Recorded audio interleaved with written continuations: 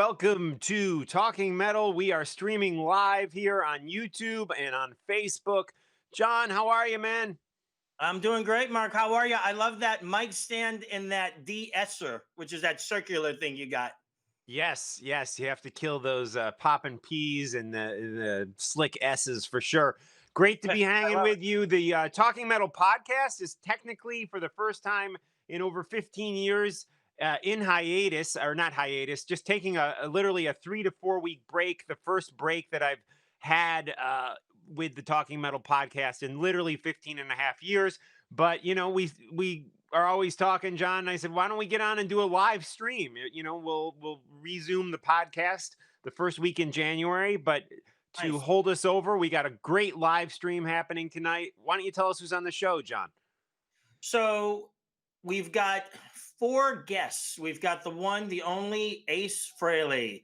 Oh How my great is God. that? It's Yeah, going to be I great. don't feel worthy, but yeah, it's awesome. Ace is going to come on to give us a little update. He's got some cool stuff happening. And we've got some other great guests. We've got our old friend David Ellefson coming on. Why don't you fill us in on what he's going to talk about? Yeah, Dave is going to be here with his friend Drew, and they're talking about a bunch of projects they have going on, including a movie and also a fictional book. I mean, David Ellefson has written a couple books already about his life, but this is actually a fictional novel that he wrote with his buddy Drew and Fortier, I believe is the way he pronounces his name. I have it written down. I should have checked that. But yeah, they're going to be on to talk about these two great projects, and I'm sure we'll get an update on Megadeth from David too. So I'm totally psyched to hear from them, and of course Jason Beeler of SAIGON Kick is going to be Yeah. on. He's got a new album that's on the way, and they've released one song off of the album, and I must have listened to that song. I think it's called Apology. I probably listened to it about 10 times today. It's so Yeah, freaking the good. song is so good that I can't even begin to think about how you would produce a song with that much going on in it. And it just sounds great. And it sounds like it was a lot of work. And I'm really looking forward to talking to Jason. So we got a great show, Mark. I'm getting ready for the holidays. I am going to be here in the state of New Jersey Right on. for Christmas this year. This will probably be the first Christmas I'm spending in this area in maybe ever. And I already got two Christmas presents. I would like to show them to you and to everyone. My All right. parents bought me two pairs of Oh wow. Danfo's boots. This is a ostrich skin, and this is Nice. a python pattern that's different than any python pattern I've had before because the belly is on the side instead of the top. So I'm pretty Wow. psyched about that. I've got two pairs of boots, and I'm Two getting ready to rock it. non PETA safe boots. I love it. I Correct. love it. Great stuff. Yeah. Now, John, I And remember back in the day, you used to didn't you have a pair of snakeskin boots yes, I've way always back had when? boots since I would say 1987 is the first time I had a pair of snakeskin boots, and I've been wearing them since. And I was wearing them when people made fun of me for wearing snakeskin boots, but now I brought Right. it all back, and I'm ready to rock the boots. Well, we got a lot of people on the stream watching. Emily is watching. She says, yeah, she actually got new cowboy boots too. So it's so funny because earlier today, or was it last night? I can't remember. She was actually showing me her new cowboy boots. So the fact I that, love that you, yeah, two of my wife and my best friend have both gotten new boots. cowboy. So But we got to yeah, get yeah. you set up with a new pair of boots, Mark. That's the goal here. Yeah, I haven't had cowboy boots since about 1989, but so I think I'm due. I might have to shop I think up you got some. to get a pair. I think you got to get a Yeah, pair, yeah. and you got I to had wear like them. these real cool ones, like a chain hung beneath the heel. It was intense, but cool, man. Well, I'm totally psyched to talk with Ace and Jason and David and Drew, Yeah. and really, really excited to hear about Jason Beeler's new record because again, this song that he has on the that on Yeah. iTunes or not iTunes, it's now Apple Music and Spotify. Apology, I just think is great and epic, and he's got a lot of really cool guests on the record with him. I know Ace has Origins Volume 2 out, and Ace has got some just awesome guests on that album too. Yeah, So yeah, no doubt. yeah, Everybody from John Five, the Lita Ford, Robin Zander, and more. It's a great record. He's got the guys from the Talisman on which is his band. He's got right. Matt Starr. He's got a lot of great musicians on the record. And I still like to call it a record, even though, and it is a record. It was put out in vinyl as well, but as it was in other formats, including CD and, of course, streaming. I want to plug the great Dash Vodka. Thanks to Nice. Hank and Rinnie Reeves. This is handmade in Texas, and this stuff is the best. And you know who really likes this? Chip's Enough. Oh, okay. Did you get some out to him? Yes, we did. And Chip and my cousin Hank are like best buds now. So they're talking. And Oh, very Chip of cool. course, works for Dash Radio, so maybe we'll put something together with both Dash companies. That's awesome. That's awesome. Yeah, Chip. Now, when we started doing these quarantine live streams, Chip was definitely one of the first guests. Was he the first, or was David? David Ellefson was also one of the first guests. David was one of the first guests. We had the It was guys like in back in Ace April, Frehley I think. on. We had a lot of cool guys. Phil, I think Phil from Ace's band, was one of the first guests, if not the Yeah. first guest. And Right. Yeah, that sounds about right. We had Simon Wright. We've had yeah, Ron Keel. We've had Jeff Pilson. So do you know I get on Zoom every week now with Jeff Pilson of Dokken and Foreigner wow, fame. Yeah, that's great. What do you guys yeah, just talk amongst yourself? no, we don't talk at all. He talks. I mean, we say hi. And he does a meditation class via Wow, Zoom every Monday night at 8 p.m. Eastern, 5 p.m. Pacific. And you get wow, on there, and it's a bunch of people on Zoom, and he leads you through his guided meditation. And wow, it's definitely a great way to start the week every Monday night.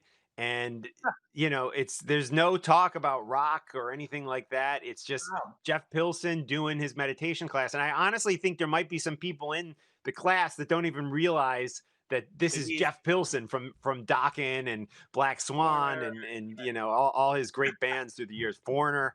So it's a lot of fun. Every Monday night I've been doing that. But I was thinking, he we had him on a while ago. I'd love to get him back on the live stream to Yeah, actually talk about meditation because I think it's okay, a whole side of him that no one knows about. right. Just like Kerry King and his snakes. A lot of people didn't know he was a Yeah. snake breeder. Yeah, Kerry King is a snake breeder. John and I went to his house and Mhm. he wrapped snakes around us. There's video of that and shots of that. And when I ran into Kerry about 4 or 5 years ago, I said, "Remember I came to your house and we did a shoot there with the snakes?" He's like, "I don't remember that at all." So That's but it may have been because we picked him up from a bar and then we went to yeah. another bar and then finally Right. we ended up back at his house. In his So house. yeah. Yeah, yeah. That was a trip. That was a trip, and it was a trip to be on that trip. We went to Glenn Danzig's house, which used to be Lucille Ball's house in Bel Air, California, which is even Yes. higher class than Beverly Hills, and we had a blast. We hooked up with Mike Patton at a when I heard Toy Store, I thought we were going to be going to like a mall in Toys R Us. I did not know we would be in some exclusive hip store on Melrose, and that was very cool. So we had a blast. We ran into a bunch of rockers outside of the rainbow, including Phil Susan from Ozzy's band and Carlos Cavazo, and Yep. that was just a total trip. That was just by accident. Vinny Appice was out there. I think it was Phil's wedding, and they were all hanging That's out correct. outside. That is So correct. And Phil, of course, now playing with Last in Line, playing Dio classics with Vinny Appice from Dio's band, and of course Vivian Campbell, also from the classic Dio lineup, if you will. So it's interesting. He went from doing songs with Ozzy, and now he's actually technically playing Dio songs. Great yeah, stuff. Somebody I've never interviewed, actually, Phil. We I hung know out with him we a got to little get bit him that on. night at the We need to get Rainbow, him but on. I never interviewed him. We'll We get him should get right. him on the show. But yeah, we are very happy to be here. We're minutes away from the one, the only Rock and Roll Hall of Fame member, Ace Frehley. So we got a great show, and I know we got a lot of Ace fans watching this stream right now, and we're going to get an update from Ace. We're going to find out what he's up to, and we're going to wish him, Merry Christmas. Right on, right on. And we're hoping we're just about done with 2020. This may be the last time you hear from me on Talking Metal in 2020. Again, 2021, I know we're going to hopefully get our concerts back sooner than later. You will be getting Talking Metal back, the podcast, on a regular basis, definitely weekly. I also have launched another podcast, John, which is called Talking with Mark Strigl, where we talk metal and rock on that, but we can go outside of metal. We can talk punk, we can talk Right, alternative, but we also talk science fiction, we talk fantasy, comics. right. I had an actor from the hit TV show The Walking Dead on, and we spoke about comics for a half hour. Yeah, so it's been a lot of fun, and that's something you can subscribe to on iTunes, and or not iTunes. I always say Apple Podcasts. iTunes is basically gone. It's like Yeah, it's Apple yeah. Music, Apple Podcasts now, Apple I have an TV. announcement. I have an announcement. Breaking news. I'm going to start a podcast. So you got the Talking with Mark Strigl. My Yes. podcast is going to be called Metal with John Ostrowski, or Astronomy, and all we're going to talk is metal. No, I'm kidding. I'm just joking. You get it? You get it? Yeah. You're talking, and I'm metal. No, I'm just kidding. Right. Yeah. There you go. I just came up There with you that go. idea. Do it, but Love it. no, I'm kidding. I'm kidding. Love it, John.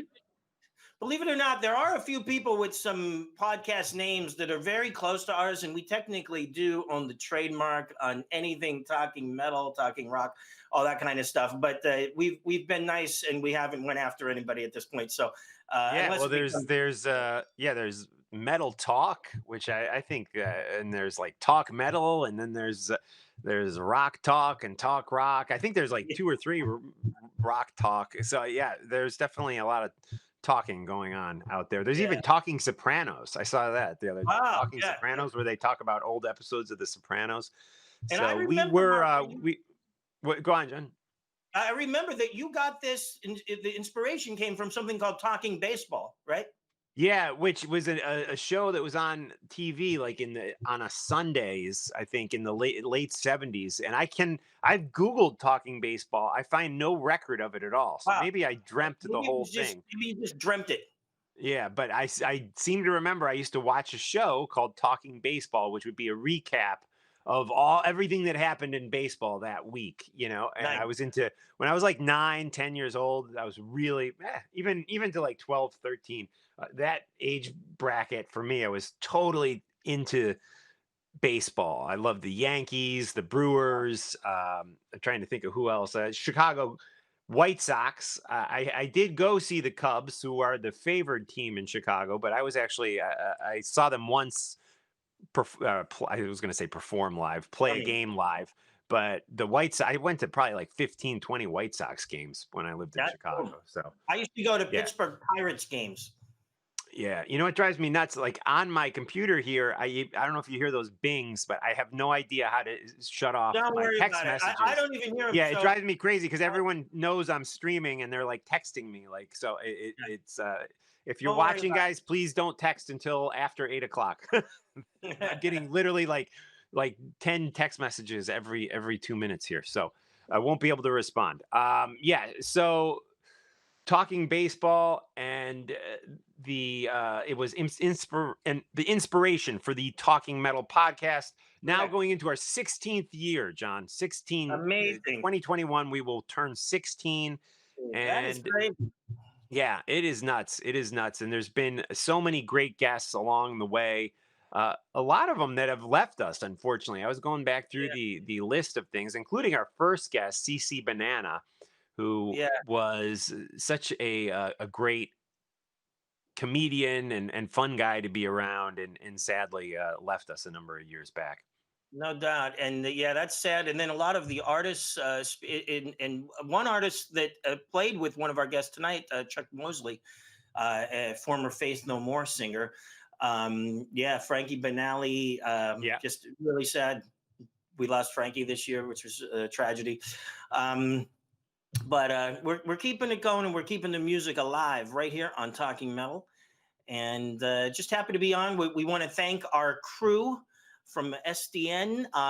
They are making this show possible tonight, and they're responsible for all the technical stuff. So it's very, very cool. Yep, and Right? we are just waiting for Ace. And He's I coming up guess he first. hasn't quite logged in yet. So hopefully we'll get him soon. Do you wanna ping him, John? Uh, Or is that not whatever you want to do? no, yeah, I just talked to him a couple minutes ago, so Okay. All right. he should be getting ready soon. All right. Perfect. Perfect. Yeah. Cool. So So John, it looks like he's the getting guitar ready. collection has expanded behind you. Is that the case? I just set him up a little differently, but Okay. so here I'll give you a little diagram here. So we've got the SGs and the Strats and the couple of acoustics. There's one more acoustic I have, but it's actually at Aces. And then on this side we've got the Ibanez Iceman Paul Stanley models. Right. We've Beautiful. got three Explorers. We got a V, a Gene Simmons Axe bass, the Firebirds, and guitars. All the guitars on this side, almost all of them are shaped in the general shape of an Explorer. So it's just weird how I set Okay. them up. I like all the shapes to be going the same direction.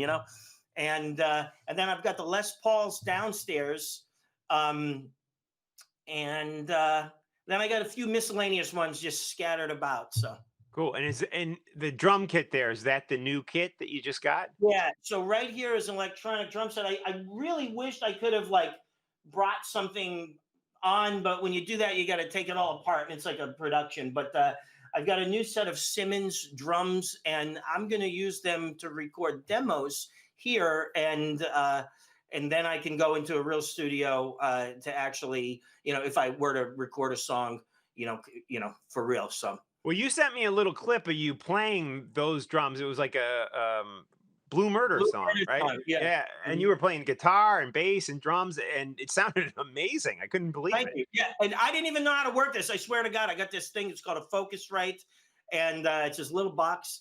And it was the first day I got the Focusrite. I didn't even know how to hook these drums or the guitars up to it, and I still don't even think I'm doing it right. But it's like out of the box sounds pretty good, and Right. definitely. I mean, you remember using 4 tracks and all that kind of stuff back in the Sure. '80s, and this is like you don't even really have to know what you're doing, and you can get something that sounds pretty decent. So it's pretty cool. All right. Cool. Cool. And we haven't spoken about this in off air, but I'll mention it now. We were talking about doing a quarantine video for a Kiss song. Is that Yeah. something we could still do, maybe? Well, now we can even do it better because I can easily record these drums, because it's always hard to get a drummer because you got to have a studio and you've got to have all kind of mics and stuff. But with this, I can easily record a drum track. Cool, cool. Well, we should That's do what that. we'll do. I learned the song "All Hell's Breaking Loose." Now I'm not exactly sure who we could get to Yeah, do the vocals on that, but I think it could be a fun one. that would be Um, great. Yeah, no, I would love it. What? I always like that song too, so I think it's cool. So Mark, while we're waiting for Ace to log on, because he's coming up from doing heavy construction, and he's got to get his computer set up and get ready and get logged on. But Okay. while he's doing that, what have you been up to? So you're doing the homeschooling stuff. Yeah, yeah. The kids are not back at school physically, but they do every day. Um, they do their homeschooling, and they then play video games and stuff, and they have a hiking club once a week, which I think ends next week, but that's been awesome because it gets them outside at least and hiking through the forest for a couple hours. Yeah. But I've been honestly, I've been really working a lot behind the scenes on podcasting. So when I Right. say things are going to come back strong in 2021, they are. And I'm getting up a lot of times. You can ask Emily; it's driving her nuts at 4 in the morning and working on a bigger plan for not only talking metal, but the Talking with Mark Strigl podcast. And let me just say that very shortly, you're going to be seeing a lot more of that Talking Metal logo, a lot more news about Talking with Mark Strigl podcast. We're going to gear up the promotion machine and Nice. really hit hard. And listen, if you are out there and you don't subscribe to the Talking Metal podcast, that is really important. We need to get our subscriber numbers up. So Correct. please go to, and it's free. You don't have to pay for it. Subscribe to our Right. Right. YouTube page. Do it. Subscribe to our podcast on Apple Podcasts or anywhere else you get your podcasts. Yep. That is key. Subscribing to the podcast. And you know what, Mark? I'm glad I didn't do this yet. I want to get one of those mic stands like you got, and I'd like to get a new mic, and I'm just going to get exactly what you have. So Oh, you have to cool. fill me I'll in on send that. this to you. My friend Chris turned me onto this. Yeah, it's good. I was looking Okay, online. so this was $13. Yeah, but we got Ace is here, John. So we were going to Good. patch him through right now. The one and That's only. There he Ace. is. Ace, how Hey. are you? So great to see you. Am I on the air? Yep. Yeah, we can see you, Ace. Ah, How you doing? I've been working all day in my studio, so I'm a little fried, but You're looking good. I'm happy to be on the show, and I'll do anything for John. We've known each other forever. Thank you, Absolutely. Ace.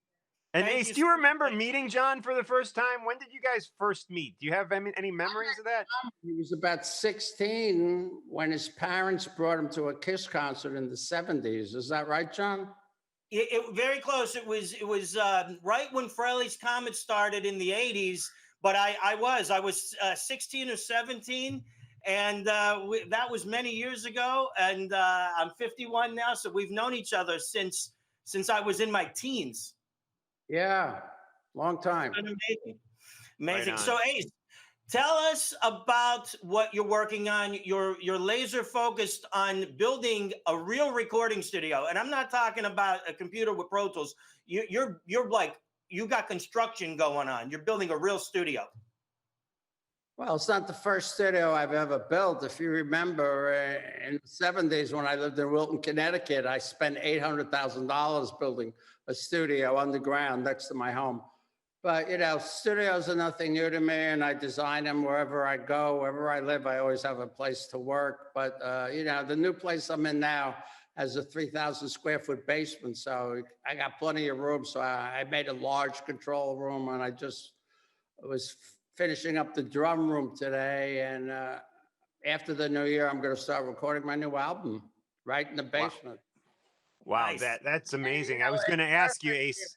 The beauty of it is because of this virus, everybody's supposed to stay home. Well, I don't have a problem staying home now because I work from my house anyway. Right. Perfect, Ace. Wow. So Ace, you're already writing the music and then you'll record it, or you're waiting until you finish the studio to begin writing music? No, I've been writing all along. Plus, I have tracks that I've already recorded that I have to revisit and decide whether they have a chance to make it on my new studio record, or have to be rewritten, or just good the way they are. And I got people sending me song ideas constantly. John has sent me some ideas. My road manager, Pat Lamarck, and other people keep sending me stuff. So, little by little, it's an ongoing process, and it evolves as it goes. Right on. Well, I know you're not with us for very long tonight, but I did want to touch upon the new music video that came out today for "I'm Down" off of Origins Volume 2. The adventures of the Space Bear continue in this new music video. It's a great watch, and there's so many little nuggets for us hardcore Ace fans in there. Did you help come up with the concept for this video and the space trucking video? I had nothing to do with it. The record company has this great video guy who makes funny videos, and I think Ken Gulick and Scott Givens has a lot to do with the ideas, but they just, put it together and showed it to me. But, in computer lingo, there's a lot of Easter eggs in it. Right, right on. Right on. And back to your new album, Origins 2, which is out now, a great collection of covers. a lot of really cool special guests. I wanted to ask you about one of them specifically, Lita Ford. How long have you known Lita? Well, I remember touring with Lita when she was in the Runaways. I went out with Jackie Fox for a short period of time. You know, and I've known Lita, and I've known Joan, and all the girls from the Runaways, and I'm still good friends with Lita and Joan. And I also bumped into Jackie Fox about a year and a half ago, 2 years ago, when I had a record party at the Rainbow in LA. And she's still kicking and Nice. rocking. Cool. John? Thank God Hey, everybody's still around. yeah. You So know, Ace, you had a lot of great artists on this record.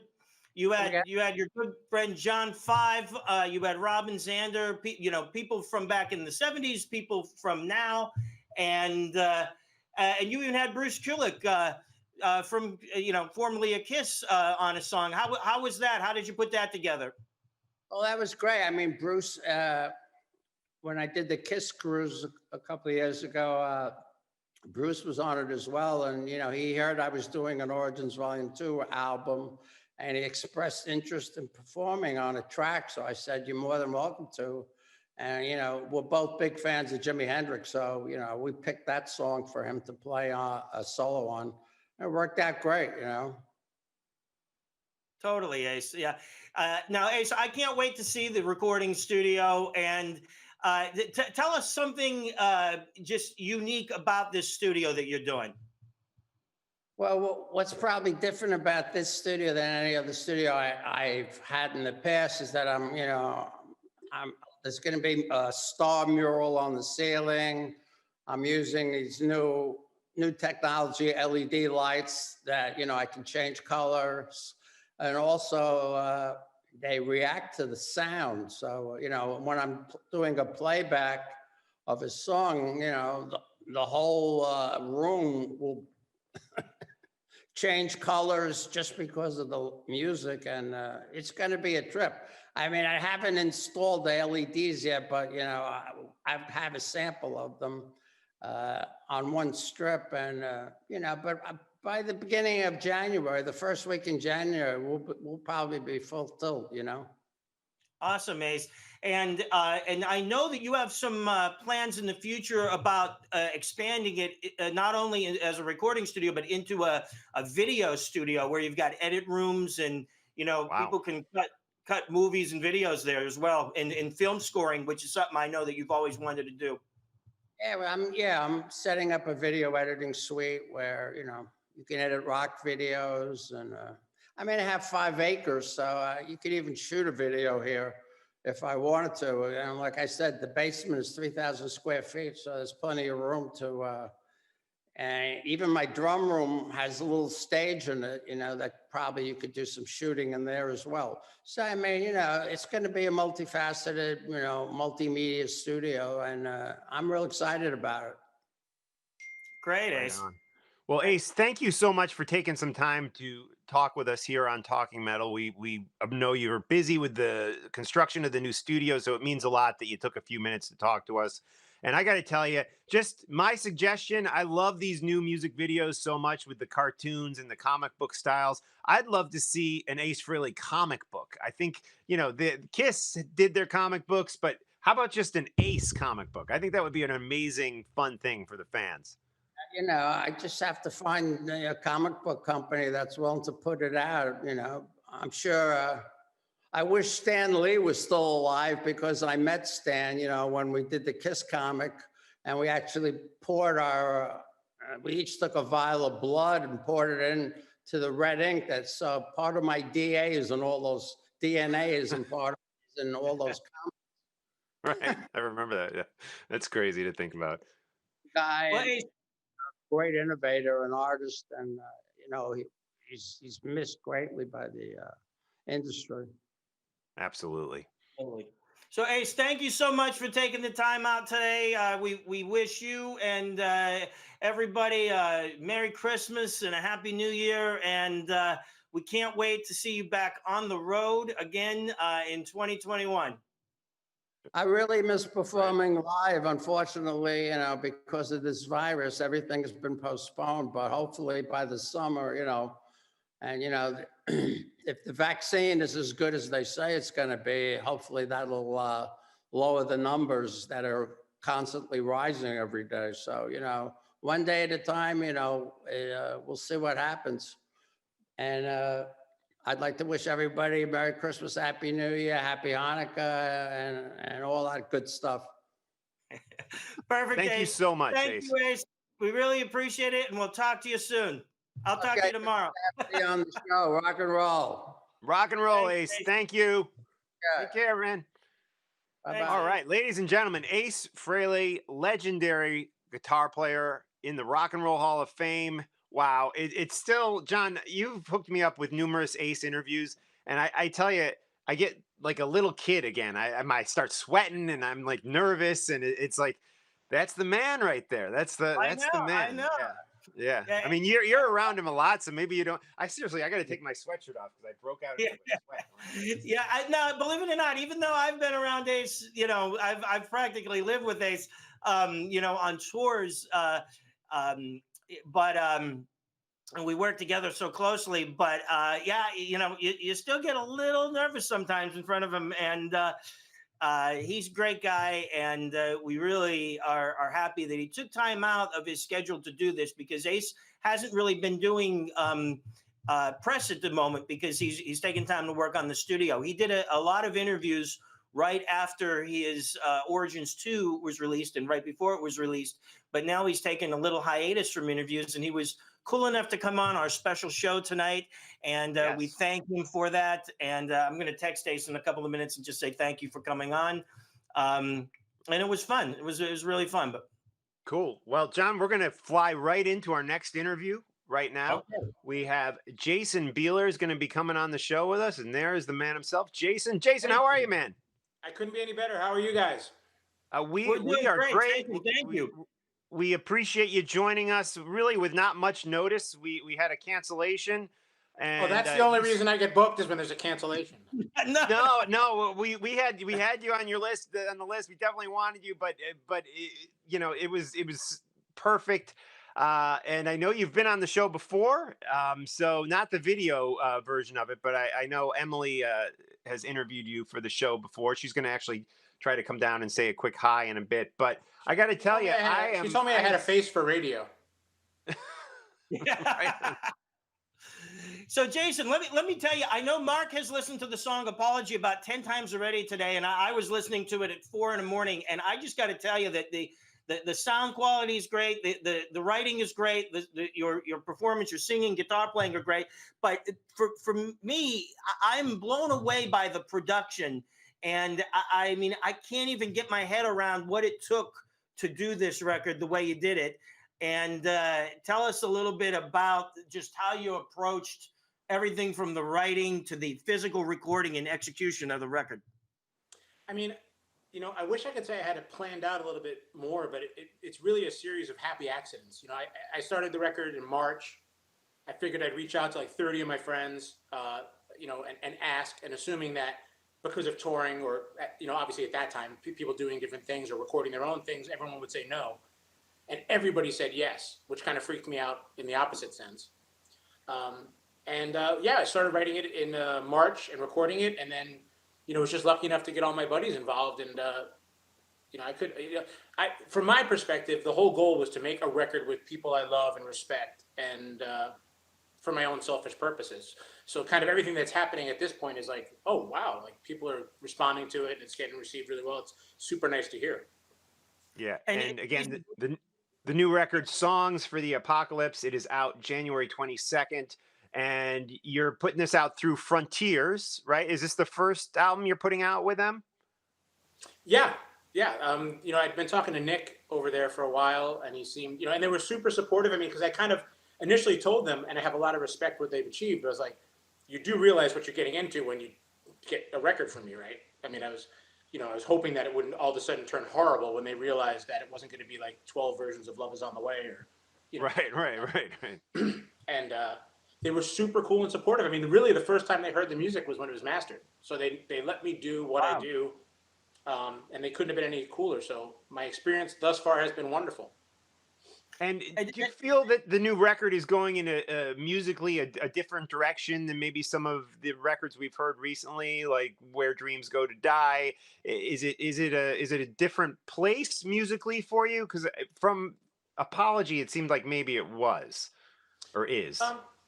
To me, it's just always music, man. So like, I mean, I'll go Barry Manilow into Meshuggah like without missing a heartbeat. It doesn't matter to me. So whatever mood I'm in, Right.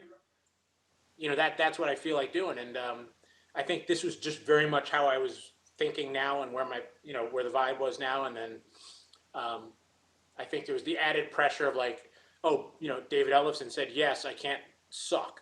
I got to put riffs together. It's like, and same thing with Bumblefoot or any of these people. I got so lucky with, like I said, Devin Townsend, Butch Walker. I mean, it's like a dream list of guys. Oh, Is Todd Latore on it too? He's Todd. Todd's playing drums on Apology. Oh, Yeah. oh, is he? Okay, wow, Yeah. wow, very cool.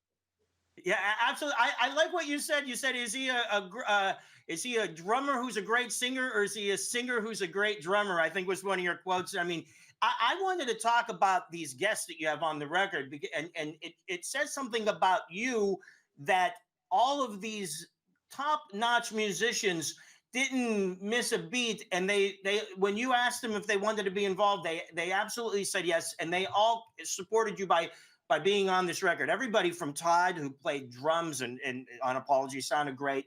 Bumblefoot, David Ellefson, Pat Badger from Extreme. I mean, like an unbelievable roster of musicians are on this record, and like I said, I'm blown away from now. Plus, I love all of the imagery and the whole concept of the Von Bilski, and I love that I call it like a trailer that kind of goes through every song, and it tells who's playing on it. That's such a cool thing you put together. Yeah. I mean, like you said, I mean, like these guys are. I mean, for me, the biggest thing I'm most proud of, I think, is I created this ecosystem that allows Clay Cook from the Zac Brown Band to play on a record with Devin Townsend. Right. So, having a special guest thing is not, I mean, everybody's got guests and friends and buddies, and that's the coolest thing. But the fact that each of these musicians is generally really diverse, you wouldn't necessarily associate them being part of it. Right. And that to me is the best part of it. I mean, and it was great to work with all these guys, because you start to realize that, man, everybody just loves music. I mean, these guys all just love music, and they all bring their A game. I mean, every time. So everyone's asking me like, well, "What'd you tell them?" I was like, "Thank you." I mean, you don't tell David Ellefson how to play bass on your record. You just sit back. Right. The guy's a legend. So you just and everybody killed it. I mean, like I said, if I had planned it or tried to produce people's parts or kind of gave a lot more direction, I think it would have ruined it. I got super lucky that everybody kind of understood what I was trying to do, and then man, they killed it. Right on, right on. And I'm the worst guy on the record. No, Wow, that's not I true. wouldn't That's say not that. true. That's at all. not true. But Jason, one thing that I find interesting about you is your fan base and how devoted and hardcore your fan base is, because you're not somebody, and I don't mean this in a negative way, but who has millions and millions of fans. But you have thousands. Where are you going with this? But well, listen, you have thousands and thousands of fans, and those fans love your music and what you do so much that when you come to New York, you sell out wherever you're playing, and they're really devoted and hardcore. And I'm into all this like stuff, like the Seth Godin stuff, and I was reading one of his books, and he was like, it's more important to have devoted fans than to have millions of fans. Is that something you'd agree with and you relate to? I mean, I'm super fortunate that the people have followed me, and it's look, since I've been 18 years old, I've been a musician, and that's how I've made my life. You don't get any luckier. I mean, yeah, you could be, U2, or you could be Zeppelin, but I mean, to me, there's so many super talented musicians that struggle, that never get to do anything. So at this point, like, it's so funny for me, because like I'm getting these emails. Oh, you just got added to this amazing Spotify prog playlist, and all these new people are finding it. If you would have told me that's where I'd be at this point in my career, I'd have been like, what? Right. But yeah, I mean, the people who have been supporting me the whole time, they get the humor first and foremost. They're open, and they've allowed me to do anything I want to do. So there's nothing. I feel super free because I could literally do a polka album, and people who dig me would be like, "That makes sense." Yeah. Right. No one's expecting. One. Yeah, and I mean that's what I'm lucky. Yeah, and the key thing, and I think what Mark was saying is that your fans are sophisticated enough to understand that, and they're hardcore. They will support you. Whereas I know a lot of artists who have sold a lot of records, but necessarily, their fans aren't running out to buy new products or to go to concerts. And I'd rather be in your position where you have hardcore fans that will always support you and they will always come to see you. And most importantly, they will be on your side when you do whatever it is that you want to do, including a polka, if you ever decided to do that. So I love that. Yeah, man. Like I said, I mean, I couldn't draw it up any better. I mean, it's not like, again, it's a series of happy accidents, but I think that I have as much love for them in a weird way as they have for me. And I mean, my goal is to just put out stuff that I think they expect me to push boundaries. So I think if I like made a record that was like, here's my comeback record full of hits, they'd kill me. Yeah. Right? I mean, as long as what I'm doing is from me and what I really feel like doing, Right. They want that. I could. Yeah. I mean, that's as good as it gets.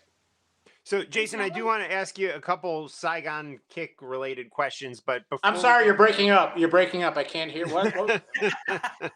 Before we go there, I want to bring on He's one got of the those tough hardcore questions. fans of yours. Emily is here. She just wanted to say, Fan? Oh, she just wanted to say, please. Wait, Please. do you see my t-shirt? I can't even see. Hi, Jason. What a wonderful fashion choice. I can't. So overwhelmed. And believe me, I have Kiss t-shirts and I have Megadeth t-shirts, and I had to decide which one Yeah. I was going to wear tonight. right. I was so upset because I told Mark I wanted to talk to Ace because I wouldn't know how to speak English if it weren't for Ace Frehley. I know. Because his cousin was a teacher at a high school in Coral Springs where I went to school, and I was going to quit. Except I thought, like, hey, if I get into that guy's class, I'll get to meet Ace Frehley. Wow. Well, Maybe we can Jason, hook this up. We got to hook this up for Beeler. No, Do no, this for me. Mark's a dream crusher. He's a dream crusher. That's what that's. Yeah. I have to say though, I saw you almost like 1 year ago tonight. You played New Right, York, right. your Christmas show, remember? Like, Yep. like your holiday show you come to. And I just have to say, a little plug for what a wonderful person you are. Ozzy, our dog, had just died like 5 days before. And you came up, like, you came out of the bathroom. You were like, I saw it. Your dog died. I'm really sorry. And I lost Right. it. So We're big. We're such huge dog people here that like. I If know. if my neighbor went, I'd be like, well, life I is rough. know, but the dogs. huge talent, huge heart. So thank you for being so kind. And it's one of the reasons I wear your shirt proudly. And I'll let you guys get back Yeah. to your talk. Okay, thanks. Have a wonderful holiday. Great seeing you. Thanks. Yeah. And Jason, so the big fan of the Lizard record, of course, so many great memories of that record. But in February, the first Saigon Kick album, I wanted to go back to that one. Will turn 30 in February of 2021. Any memories of doing that first Saigon Kick record that you could share with us? I mean, the biggest memory was we were a local band at the time with no demo tape and no photo. And we were starting to draw really big numbers, like 1,000, 1,500 people selling out these venues. Wow. And literally over a weekend, Jason Flom and Michael Wagner flew in. And I think Michael had just finished an Extreme record and had like 2 weeks before he started a Skid Row record, or 3 weeks before he was starting what I think became Slave to the Grind. And so we played the show. They took us to a Denny's across the street and said, well, do you guys want to go to LA on Monday and start it was that quick. Wow. And so we recorded that whole record, and Michael Wagner, I mean, you can't say enough about, when you start talking about legends, I mean, but he made a record that literally, like, every night we would go out and have these decadent, massive spreads of food. Like, you didn't even know you made a record. Like, literally, I was on my way home before I even realized we recorded. Wow. Wow. And Very cool. when you went in to do the second record, The Lizard, that record, to me was very timely. And a lot of people, they think of the big hit single and stuff, and I don't know if they realize that, but that sound that you guys had, I mean, it was almost, there was elements of like Faith No More and I want to say like maybe even Mother Love Bone. I don't know if Alice in Chains, more so to me than there was like the hair metal bands.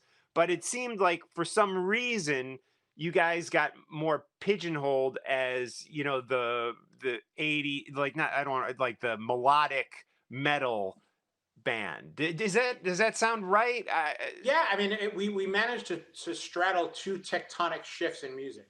So we Right. were really never when we first started. We toured with the Ramones, we toured with Faith No More, we played shows with Soundgarden, we played with Ozzy, and all these kind of cool, and Cheap Trick and stuff like that. And but we were never really accepted by the hair metal bands at Right. all. And no disrespect to them, they just were like, we want nothing to do with them.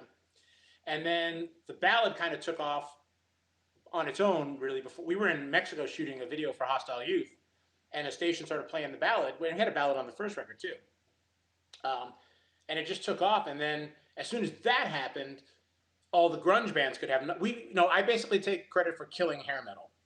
Yeah. So that was the last ballad. After that ballad, like everybody was out of work, which explains why all the hair metal guys still hate me. Right. But I have a nice house, so I'm not complaining. But sorry to the rest of them. Right on, John. So, Jason, what I wanted to ask you about the artwork and the whole concept and the creative, not the musical creative, but the artistic creative on the new record. Tell me, like, was that your concept, and who did you get to do this for you? Because it looks great. I love, like, the creative director on this project is out of this world, I think. Yeah, that another genius that I stumbled my way into. This guy named Robert Merrick does everything for me, even all the kind of funny Photoshop stuff. He's been doing it. We've been friends for years, and it's the first time I've ever kind of put together a piece of music, and that has visually translated to a cover. Usually it's like the covers are horrible, or it doesn't really represent anything that meant anything to me, or it didn't work out, or the colors came out wrong, or there's always a series of Spinal Tap-esque things that go wrong when it comes time to make an album cover. And the same thing even with the first video for Apology. I mean, I think the guys really like listened to what the record was, kind of understood what it was, understood the absurdity, understood the Python-esque and the darkness and all these kind of elements, and put it together, because I didn't want it to be dark. There's a silly scariness about being this age and trying to be dark. To me, it just seems silly. Right. But there's the reality of being our age and realizing like life can be horrible. There's that kind of horror. So it's kind of all woven into. It's not a theme record so much, but it's really got this kind of thread through it. Yeah. Well, I in my other world, I'm in a creative department, and I just was blown away. First off by the music, but then by all the artwork and everything within the Apology video, and even with that trailer that I was talking about. And I just think you hit a home run with this, and I love it. I really love it. And like Mark said, he couldn't stop listening to it. I was listening to it in the middle of the night. I couldn't sleep. I was thinking about the show today, and I was just listening to the stuff. And I have a little studio here, and but I can't even comprehend what it would take to look at like a mixing console online with what you had going on in these songs. Like I can imagine it, but I mean, I know that that's in your head, and that's unbelievable to me, because it was all done on a laptop. That's out of control. I mean, that is just amazing. And I didn't touch a con. I mean, I have a in this case, it was kind of freeing because I had no rules. But yeah, I mean, there was nowhere to go. So it was either make the record and be creative about it. It's so funny because I have all these friends. I have all these people I could have gone studios to, but then the pandemic hit. So I was like, let me see what I can accomplish here. So yeah, it was all done. Sometimes you lay, again, I find when I really have my heart set in a direction and planned, everything goes sideways. So this kind of all felt naturally together, and even people on their parts in the record kind of came as the song was coming in. It was like, oh, I should send that to David, and And Right. Oh, wow. So they even gave suggestions and send this to that person, and then they'll throw their thing down. I love that you didn't even produce them, so to speak. You didn't like tell them how to play what they were going to do. You just said kind of go for it, and they did their thing. yeah, how are you going to tell Bumblefoot how to play guitar? I mean, Right. what's the point? I mean, to me, the reason I called David, and I'm hoping he's in the green room hearing how highly I'm speaking of him, because I expect Yeah. the same thing when he comes on. But you know, I mean, I want him on the record. I want him to do what he does. You know, so Right. like telling him how to, and you don't need to tell that guy, you know, what to do. I mean, or any of these guys. I mean, that was the greatest thing. I mean, same thing with Devin.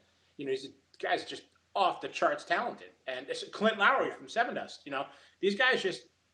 I mean, it was the most fun and rewarding creative process. No drama. There was never a time when I opened a part and was like, oh, this is, how am I going to tell this guy this doesn't work? I mean, every time I'd open something up, I was like, I would have never played that. I would have never thought to do that. That's just amazing. Right on. And on the song Apology, Jason, on that specific song, besides Todd on the drums and you, who else is joining you on that specific song? Andy Blacksugar, who's an amazing guitar player, and how he's not From New York, the top 5 in the world is beyond me. He's just a stunning guitar player. And Kevin Scott is playing on bass. Kevin plays in a kind of underground jazz scene. So he plays with like Wayne Krantz. He plays with John McLaughlin, the last John McLaughlin tour. Plays with Jimmy Herring. Played with Aquarium Rescue Unit. So he's from a whole separate scene as well, and he's just a great bass player. So great stuff. Great stuff. Jason, I know Mark and Emily have hung out with you before. Where are you based out of? Where do you live? Right now, I live in North Carolina. I moved here like 4 years ago. Wow, and you're originally from Florida, is that right? Or is the Saigon Kick was from Florida? Yeah, we were all from Florida. And I lived there until about 5 years ago, 4 or 5 years ago. Nice. And then I had enough. I mean, I don't need to tell you, you know, Florida can get on one's nerves. Right.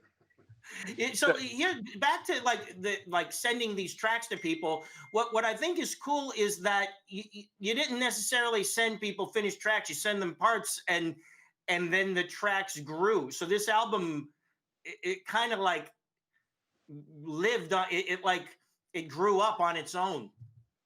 I mean, the songs and the parts were all generally done.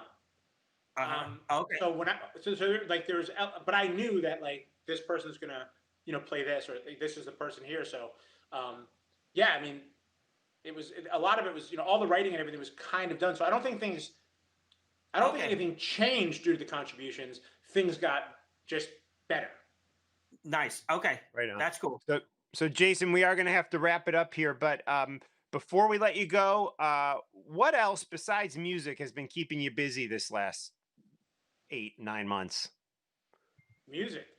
I mean, just music, yeah. I mean, you know, I'm fortunate enough to be able to, you know, I want to start the second record right now because I have another probably 6 months or so before hopefully we can get back to touring. So, a lot of music, a lot of Netflixing. You know, used to. What love are you watching on Netflix? What are you watching on Netflix? I've gone through everything, man. We did The Queen's Gambit. We're watching The Crown right now. Watched Broadchurch, which was a UK show. If you haven't seen Toast of London, that's one of my favorite shows of all time. I have not. Emily's watching The Crown right now, and then we're watching Cobra Kai together. Oh, saw that as well. Yeah, it's been a big year for Netflix. Yeah, for sure. Hey, Jason, and one comical thing, I love your attitude on Facebook. You're just like you were right. I'd like to say hi to my girlfriend David Ellefson or something like that. You know, it's really funny. You have great funny things that you post. I could never be that cool to post stuff like that. So I just on a parting note, I just enjoy like walking. I enjoy posting stuff and walking in the other room and seeing my wife go, idiot. That's the whole motivation. Right. I love it.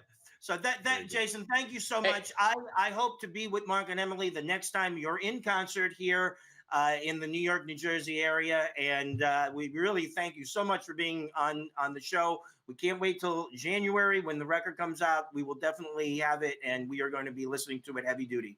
Thank you. Thanks so much for having me on. Thanks for not letting me meet Ace Frehley, Mark. I'll never forgive you. And please send David Ellefson. Please send David Ellefson my love. Yes. Cool. Oh, we will. And Absolutely. Jason, For I sure. will make sure that I will work it out that you meet Ace next time we're down in your area. If you're home or wherever you are, we'll keep in touch. He with works me, with Ace, and by the way. We'll, Yeah. we'll set it up. That would be big for me. Thank you very much, guys. Have a great night, and thanks so much for having me on. You bet. Take Songs care. for the Apocalypse. Jason Bieler's new record will be out on the 22nd of January. So I am psyched for that, John. And we are waiting for our next two guests. They're going to come on at the same time.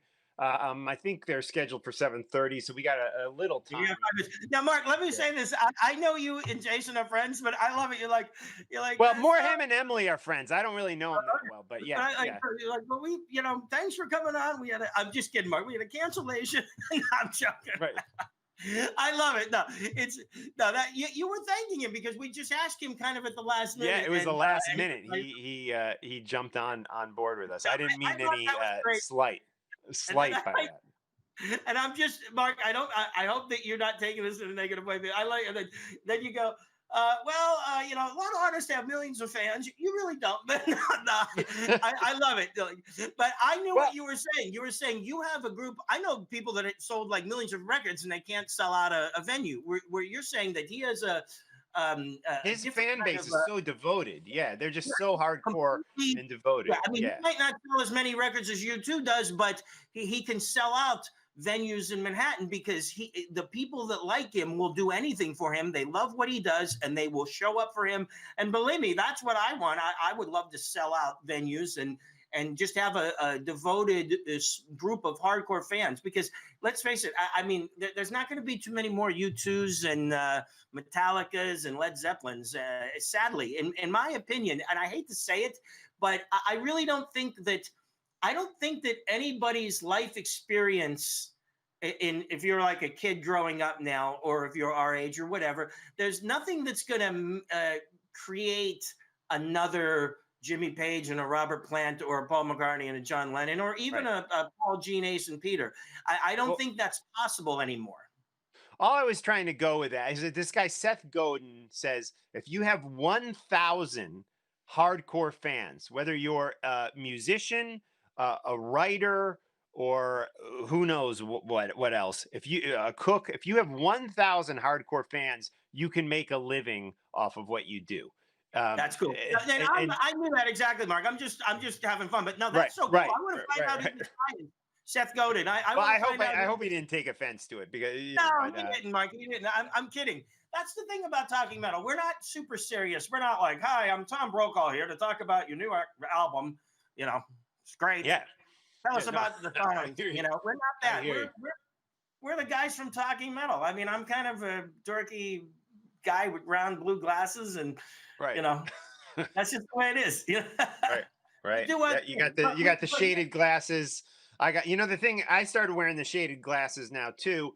I like that. The thing that's great again about them is they hide the dark circles that have developed under my eyes for some odd reason. I don't know. I guess I'm just getting old. But I like them. I actually think they make me look younger when I wear glasses. I think people are like, oh. And you got good hair all the time, so you're fine. You're all set, Mark. In my opinion, you're set. Thank you. And John, we have that Randy Rhodes poster there. I don't think I ever noticed that. Is that new? I know you had that poster, but did you just hang it up right there? What's that? The Randy Rhodes poster. Did you just put it there? We moved it. It was on the other side of the basement. Emily redesigned the basement, so now there is a TV area down here where she watches her shows, the Crown and stuff. And Grant comes down here a lot and hangs out, listening to music and watching shows and doing his games. And my older son Harrison, he's just on Fortnite any second that he can, which is all the rage with the preteen boys nowadays, and I guess teenage boys too. So, anyways, we have coming up. Thing is great. We have David Ellefson and Drew Fortier. They're going to be coming on real soon. I'm not sure if they're quite ready yet, but they're ready. Okay, so we are going to bring them on right now. David Ellefson and Drew Fortier. Hey guys, how are you? Hey guys. Good. How you doing? How are you? Thanks for coming on tonight, guys. We appreciate it. Yeah, thanks for yeah, having man. You us. guys are like all professionals, like being on NBC or something. This is impressed, man. Yeah. It's funny. We just talked like what 2 months ago, maybe 2, 3 months ago. We Yeah, I just think it did was a probably closer to segment, 3 months ago, David. But yeah, we did just talk. You were one of our earlier guests when we started doing the stream, and we've definitely stepped it up a notch here with some people, some great people like Marcy and Jonathan and Andrew Yeah. helping us out, Michael and the crew there, Sophia. So thank you for Thank noticing you. that, and so great to have you guys on. Drew, so nice to meet you. You too. Thanks for lining Drew, this we up. are also friends on Facebook. Yes, yes, we are. Yes, we are. Yeah. So thank you both, and David, it's great to see you. Now, David, let me just start out by saying you are involved in so many amazing projects. Like just when I think you can't be doing another project, you're doing another great project, and now you and Drew have a great book out. It's Yep. coming out, and Yep. and that's one of the reasons you guys are both here tonight to talk about that. Yeah, probably my next project will be Christmas, which will be much needed break to have. You know, at some point I need to shut up and go away for a while, probably. But yeah, you know, it's funny. Drew and I, we've been friends now for several years, and I guess I met Drew through Tom Hazart. You know, and we do a lot of other stuff, our label and coffee and stuff together. But yeah, the idea hit me about exactly a year ago when I was on a solo tour across South America. The idea hit me to write a fiction book, and I called Drew right away because he's finishing up a film that we're putting out through Ellison Films called Dwellers. And so I know how twisted and sick Drew's mind is, and I go, dude, I got a book concept. I need you to jump in on it. So we just finished this thing up, which is coming out actually on the 18th, December 18th. So yeah, we're doing a little pandemic book tour. So thank you for inviting us over. And Well, again, thank you guys. And so the book is called Rockstar Hitman, and it's about a rock musician who does he make a deal, like is it almost like making a deal with like some nefarious people who cause him to become a hitman and actually go out and kill people? That's exactly it. Yeah, that's Yep. exactly it. So, and it's funny because, you know, there's a lot of these sub layers and, you know, Drew and I being musicians, of course. And, you know, I always liken it to John Grisham. You know, he writes awesome fiction, but he blooms where he planted, which is he's a lawyer, you know, so he writes these great, sort of law thrillers. So we're writing rock star thrillers, you know, and as if our life isn't thrilling enough, being artists and musicians, you know, and also the subcontext, like you almost said, signing a deal with the devil, you know, the nefarious people of our business that so many people, you know, sign these deals, and we all have at some point thinking, well, it's just a stepping stone to get over there, and you know, those deals always come with some sort of backlash, and this one involves him being a hitman. So and that's where we had a lot of fun writing this, because of course you can kind of draw from some of your own personal, almost autobiographical experiences, and of course it's a totally fictional story, but you know, you kind of can write from that. Drew and I, not having been hitmen before, you know, we can at least as far as we know. Yeah, right, exactly. As far as you know, we have not. So but you know, to go and have fun exploring, you know, that whole thing. Of course, we've all read enough books and seen enough, you know, Bond and Jason Bourne movies and fun stuff, you know, but it's fun to just kind of really go down that road, and we've been having a good time writing this one, and you know, setting up a series. We're calling it the Sledge Chronicles. Sledge is the main character of the book. So it's going to be a series of books, and that's kind of fun to start with that, knowing that there's a lineage that's going to happen with the book series. Right. And let me ask you, Drew, how about throw one over to you? How does the writing process work? Do you guys exchange ideas via email, or do you actually get on the phone or Zoom and talk it out? How does the writing process come when you're coming up with this story? It's a little bit of all that, actually. I mean, when he first hit me about it, I wrote out this prologue, this kind of like laying out the whole thing, just painting the picture and everything, and I sent it to him, and he really, really, really, really liked it. And he's like, you know, I think we should just take this and just expand upon this and make that the book. And it was so much fun to do. But yeah, typically we were just bounce ideas off each other via text, email, phone calls, And once we get one idea going, though, it just kind of just avalanches into something really cool. And yeah, and another fun part about the whole thing too was kind of seeing how far I could take a lot of the murder in the book. You know, like just to see where it's like when's the you know, the peak where it's like, all right, Drew, I think that's enough blood and gore and terrible things. But surprisingly, that never happened. I would actually try and, you know, take a certain scene in the book and see, it's like, okay, let's see how messed up we can make this.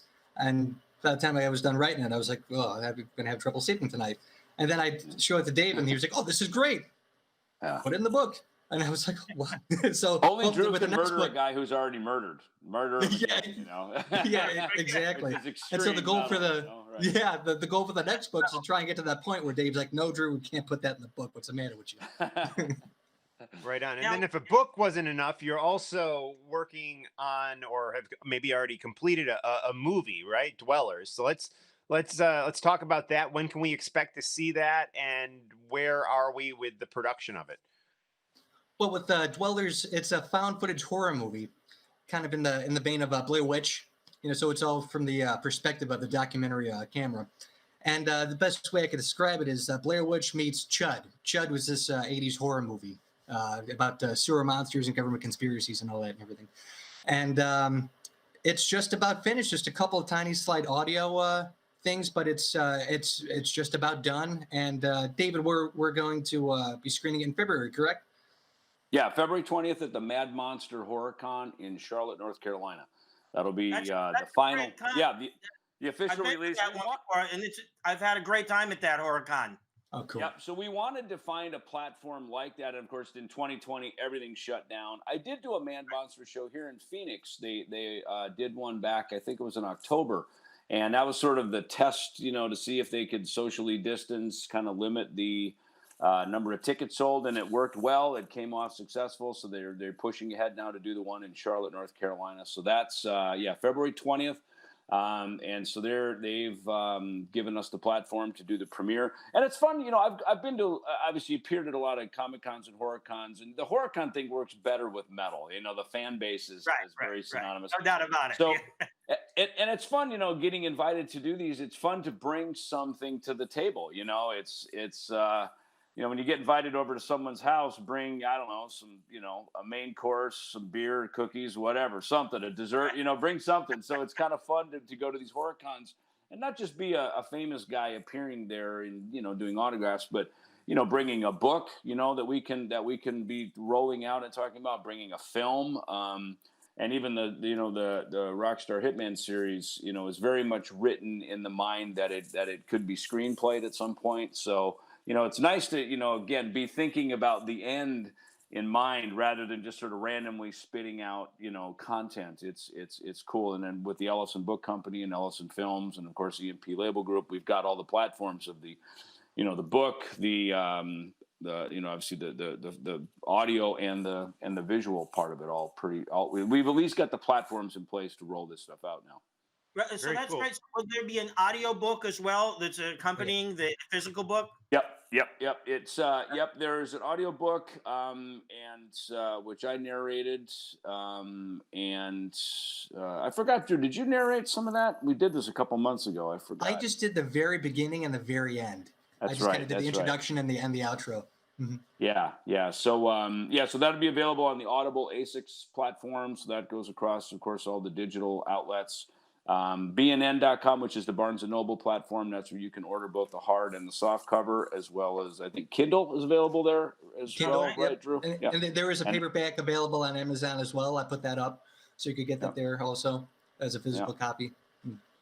Yeah. Well, one of the things that I really like and just can envision happening is the Chronicles, you know, becoming its own thing. Like, so like, you know, years from now, people can say, well, I like what happened in book 2. No, I like what happened when he did this in book 4. Like, I think that's one of the most exciting things, because this thing is going to live on, and then people are going to have their favorites. And it's almost like a Star Wars kind of, like, everybody's going to know, like, there'll be experts in this era and experts in that area.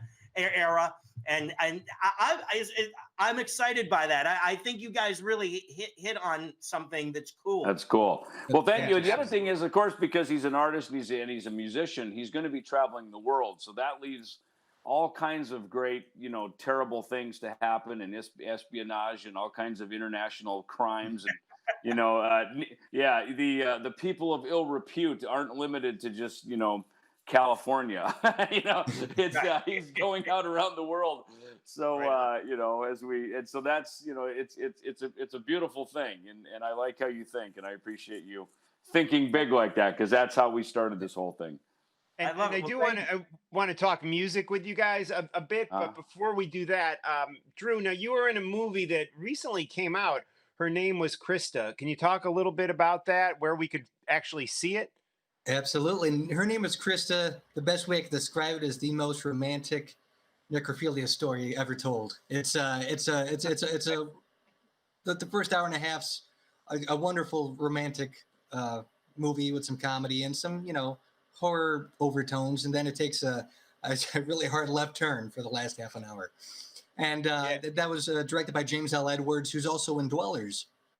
And you could get that on Amazon. You could get that on diabolicdvd.com and everything. And then I play a character named Nick Perkins, who kind of works in this office area with the main character. And the main character is a lonely middle-aged fella, and he's single. And I just try and egg him on to be like, hey, get out there. Come on, what's the matter with you? And I eventually get him to, get a prostitute, and he falls in love with a prostitute. And that's where the love story blossoms. It's very rock and roll, if you will. But yeah, everybody who I've recommended it to check out, they report back to me. They're like, that was incredibly messed up, but I really, really, really, really enjoyed it. So I highly recommend it to you guys if you want to check it out. I can send you guys some screeners if you want to view it. And it's, I think you guys would really, really like it, though. I think you guys. Well, I watched the trailer, and I tell you, whoever the actor is, that's cast in the main role there, the bald-headed guy, James, just really, even in the trailer, he comes across like there's something unsettling about his performance. He kind of looks like the BTK killer in the movie too, a little bit. Yeah. So I do look forward to seeing that. Drew, I have a question for you, and I hope I hope I didn't read this wrong. Did you meet your wife while doing this movie? I proposed to her on the set of the movie. Actually, I got James, the director, to hire her as a featured extra that interacts with my character. And so it was like the last shot of the night, and like 4:30 in the morning, we were all miserable, and I see something really, really messed up, and her character turns around and like kind of reacts to me. It's like, what's wrong with you? So we play it out, and she turns around, last take, and I'm pop the question. And it's actually on YouTube if you want to check it out, the proposal. Okay, I definitely will. That's awesome. That's great. Thank you.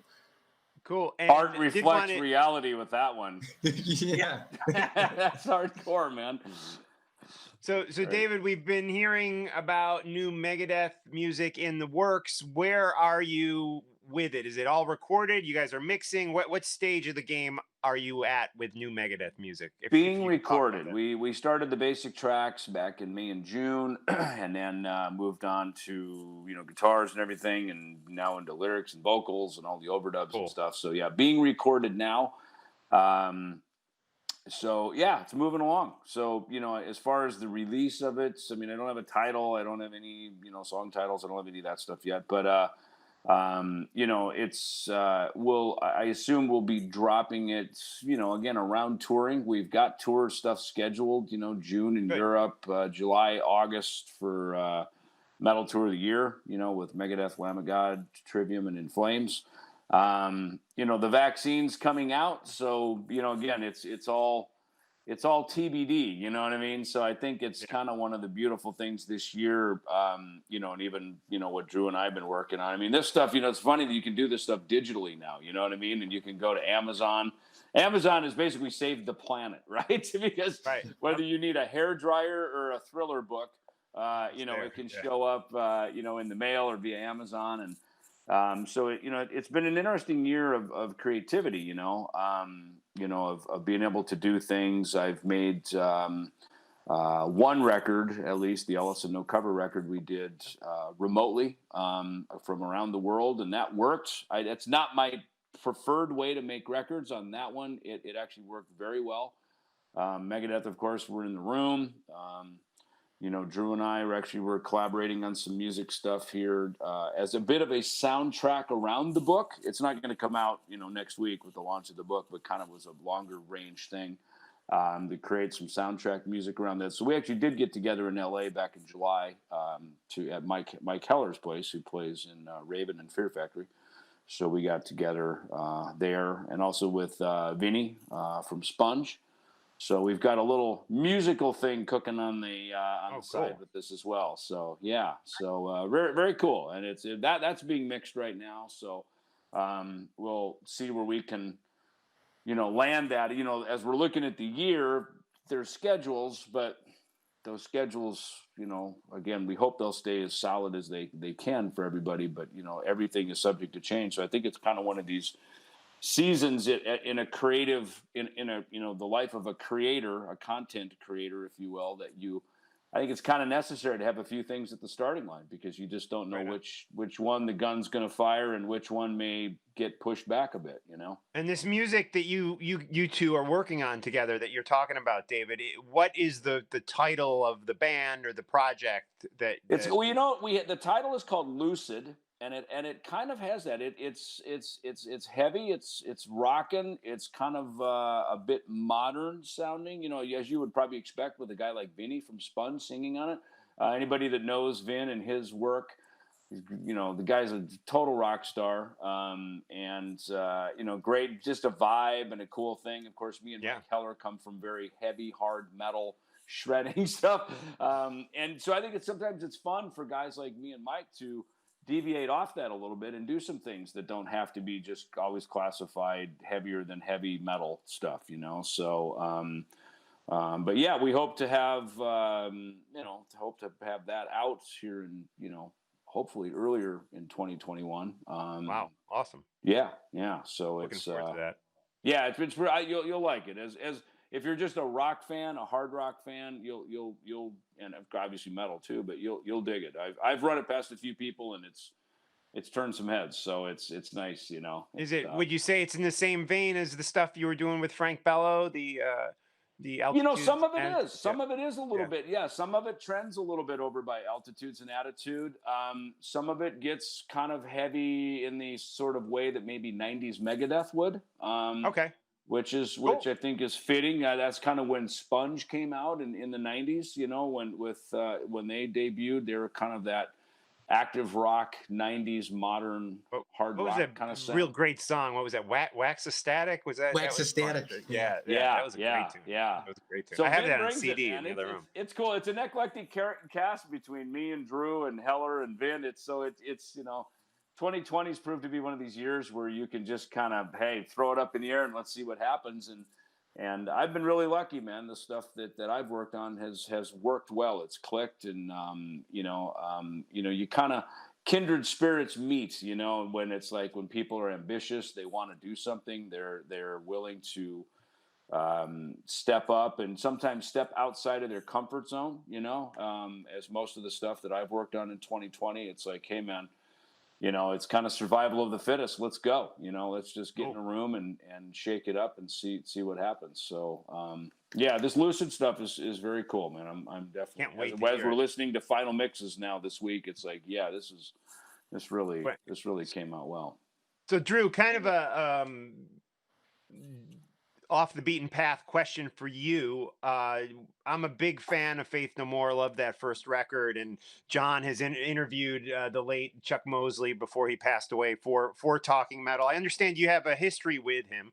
Can you just share a little bit of that history with Chuck for a couple minutes? Absolutely. I love Chuck very, very much. I was his guitar player for a brief moment, thanks to Tom Hayshart, actually. And Chuck's manager / babysitter, Doug Esper, who's also in Dwellers, believe it or not. Everything's kind of connected.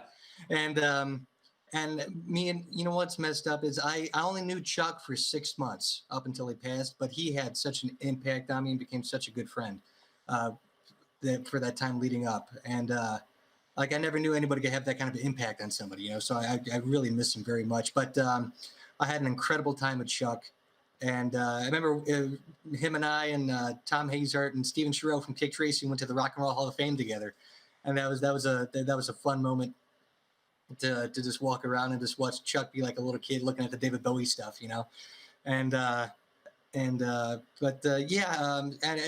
kind of loosely working on a documentary on Chuck as well. Called Thanks and Sorry, the Chuck Mosley movie. And wow, cool. And so that's going to be really cool. But I had an incredible time playing with Chuck. It was funny, a quick little Chuck story. You know, obviously he played on he sang on the first two Faith No More albums. And we had such a blast together on the road. We had so much fun. And he was a big fan of irony. So I remember at the first rehearsal, I started playing the piano part to Epic on guitar. It was like a fingerstyle piece. And he was like, "What is that? That sounds familiar. Is that Metallica or the Chili Peppers or something? What is that?" And then he was like, "Oh." So we made it a part of the set where I play the piano part to Epic. Like we do the outro to Epic, and he just kind of does like a noise solo on guitar over it. It's really cool. I think that some of that's on YouTube actually. So and we actually did do a Mike Patton era Faith No More song. We did Take This Bottle from King for a Day. Live and all that, but yeah, it's nothing but fond memories about Chuck. I could tell Chuck stories all day long. Like I said, even though I only knew him for 6 months, loved him very much, and have many stories. Some of them actually, not to be like shameless self-promoter, but I kind of wrote a memoir a couple years ago as a goof because like everybody, I was like, and I have a lot of Chuck stories in there too, as well as how I got involved with Bang Tango and Flip and. Sent from Mars and all the random bands I ended up playing with him and everything. Oh, where can people get that? You can get it on Amazon, actually. Amazon. Oh, okay, cool. Yeah, Drew, you've been involved with so many artists that I'm fans of, including Bryn from Flip and Chips Enough, and tell me about, and then of course Bang Tango, but I want to talk about Bryn and Chip. Tell me some stories about those guys because I love both of those guys. Oh, I love them with all my heart as well. I actually got a band with him as well. This project called Zen from Mars. It's me, Bryn, Chip, Kate Catalina, Chip's wife on keys, Mike Heller from Fear Factory, Raven, Lucid on drums, and Steven Sherrill from Kick Tracy on vocals. And we've been in the mixing stages on the album for about 5 years now, but it's finally almost done. But yeah, Bryn, I absolutely love. He's an incredible guitar player and an incredible songwriter. Same goes with Chip as well, man. Chip's, he's like, he sounds like Krusty the Clown, but he sings like Paul McCartney. Like it's amazing. Love him. I love his vernacular too. His vocabulary. For everybody listening, and I'm sorry that I didn't mean to interrupt you, Drew. For everybody, we're talking about Bryn Ahrens, and we're talking about the one and only Chips Enough. And I love how you said he's Krusty the Clown meets Paul McCartney. Yeah, exactly. I hail you. Look at all that trim. And and Chip and I. Oh yeah, exactly. Yeah, and actually, Bryn, I joined Flip for one show. It was supposed to be for a lot longer than that, but I was in Flip for one show. And it got recorded too, I think. So there may be a video of that somewhere. But I loved playing with Flip. It was an incredible experience. Those guys are amazing. And also to bring it back to David as well, Chip and I play on the No Cover record on the hidden bonus track. It's we play on Downed by Cheap Trick. Yeah. Yeah, it's funny. Tom Hazard had reached out to Chip when we started putting the No Cover record together, and it kind of came in right at the last minutes. In fact, we had when Drew and I were together with Mike Heller and Vin over in LA mid-July. We had just started mixing the No Cover record, and Chip sent the track over. I listened to him like, he doesn't need us on this. He's like a one-man Cheap Trick band. Chip is so cool, and he's got this nice dreamy, ethereal sound, and it's just it's like true acid rock. You just go in and get lost with Chip, and but me and Drew played on it, and so yeah, we actually put it as this bonus kind of 19th. If you listen to disc 2 of the No Cover album, at the very end of it, there's that. So we'll probably pull that over. I don't know, maybe we'll even use that with Lucid at some point. We'll have it as a B-side in some it's on the Ellefson No Cover album. Oh yeah, and I got a lot of there's a lot of Chips and Up stories in my memoir too. It's called Dark, Depressing, and Hilarious. And if you like Chip, you'll get a kick out of a lot of the stories in there, for Oh, sure. I gotta check that out. I Check used it to go out. to his house almost every day. I practically lived there because I used to live in Chicago, and he was kind of like down the street from me a little bit. So he was like, "Bro, just go over whenever you want," and I did, and it was always smoky, and there was it was a lot of contact high for sure. Jesus. You know what? I love. Here's the cool thing, and I want to. And this is about both of you guys. But David, I mean, you have like your Megadeth crew, but you have another network of people, including Drew and Tom Hazard, and then the ancillary people that are connected to those guys. And I really like that network. You guys have, when you all get together, you do a lot of great things for rock and metal, and you put a lot of cool stuff out, and I love that. And I just think it's cool that you kind of have like multiple lives. Like you've got your Megadeth life, but then you've got this life that you're the center of, and then you're working out from there as well.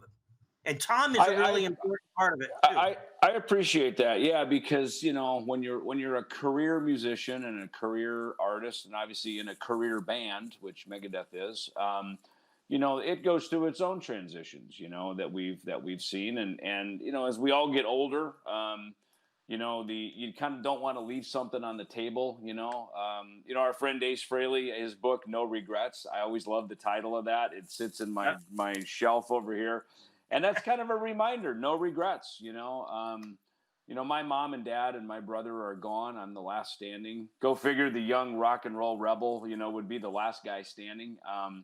And it, as I watched them pass, it just reminded me, it's like, if not now, when, so do it now, get on it, and write the book, do the movie, create the soundtrack, start the record label, you like coffee, great, start a coffee company, so these things they're all born of passion. And that's why, I wake up in the morning and the to-do list is all stuff I like to do. And you're right, we're friends. We enjoy, it's all kind of just real life Wayne's World in real time, and I really do.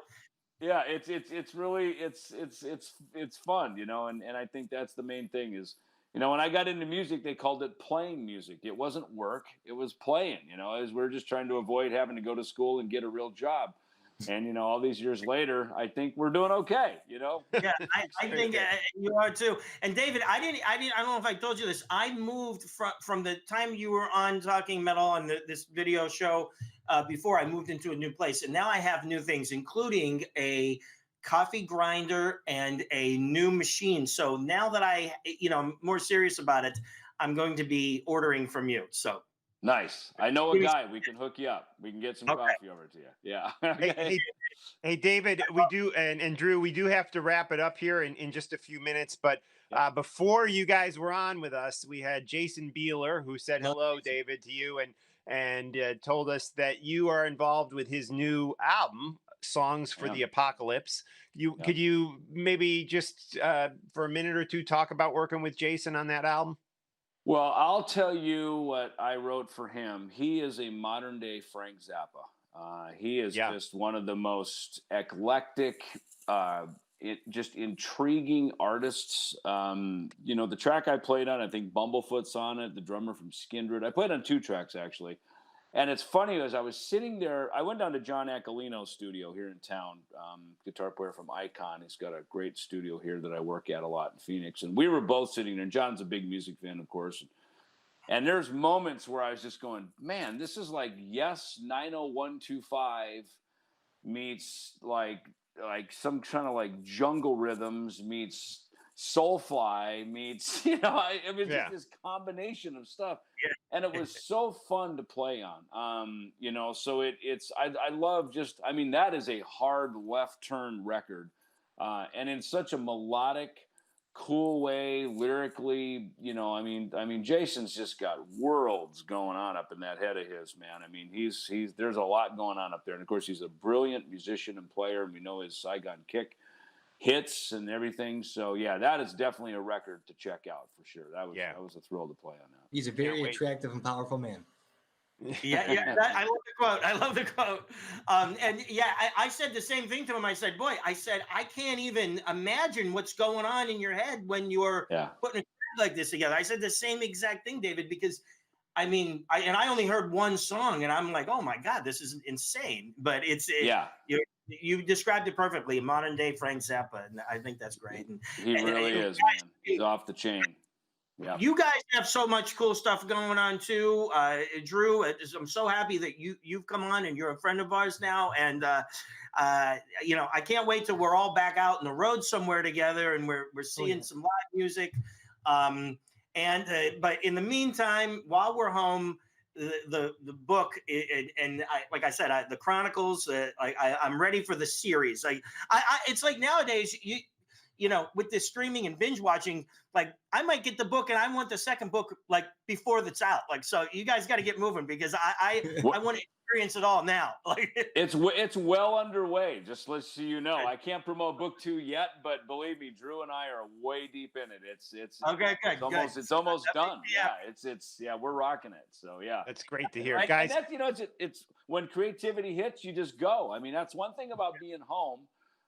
Is, you know, you're not distracted. It's just like, hey man, like I burned my hole in my eyeballs the other day writing like 3 or 4 chapters for something. Actually, there's another book Drew hit me on, and he was like, we just started spitballing on an idea about something. I was like, dude, I'm on it. And I just started, you know, riffing, and I was like 4 chapters in. I was like, okay, I gotta like go to bed now. I'm like freaking, you know. So, but that's, you know, I love that. It's like that's kind of what we're on the planet to do, man. Just whip stuff up out of nowhere, you know. Well, right, I love it. Thank you both for taking the time to come on. We can't wait to get it in our hands. And thanks again, guys. And we hope to see you both back here real soon on the show. You're welcome. Thanks, guys. Thank you so much. Thank you. Bye. All right. Take care, David. Take care, Drew.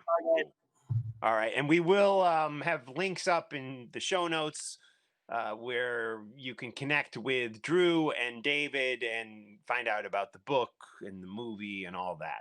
So that's in the podcast version, which again, probably I might sit on the podcast version for this for a while, but we will get this up on YouTube pretty much immediately. So I think what we did last time was we left the show in full up and then I cut up the interviews. So I think we'll probably do that again. I think that'd be great because the show today, it all kind of tied together. We talked to flowed really well. Yeah, Jason and you know, David and Drew, they all know each other, and David, of course, knows Ace, and I know, you know, all these guys, including Bryn Aarons and Chips Enough, and so it was very, very cool. And then we even tied Emily in, who knows Jason, so it was really good. Yeah, absolutely. So big thanks to our crew. Yeah, to the crew, Marcy and Jonathan, Andrew, Michael, everyone who's helped out. We really sincerely appreciate your help on this. And yeah, man, let's do it again.